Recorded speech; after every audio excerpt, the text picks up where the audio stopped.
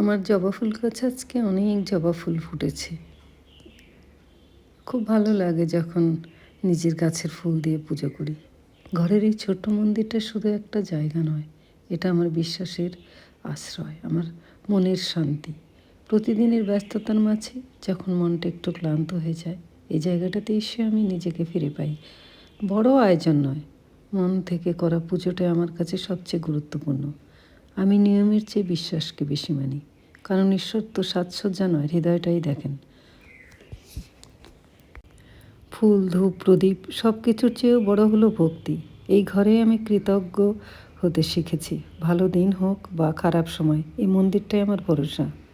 নিজের মতো করে মন দিয়ে শান্তভাবে এভাবেই প্রতিদিন চলতে থাকে আমার ঘরের পুজো।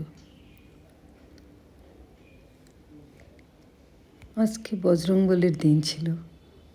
আমার সকালের পুজো সম্পূর্ণ হলো। আপনারা সবাই খুব ভালো থাকবেন।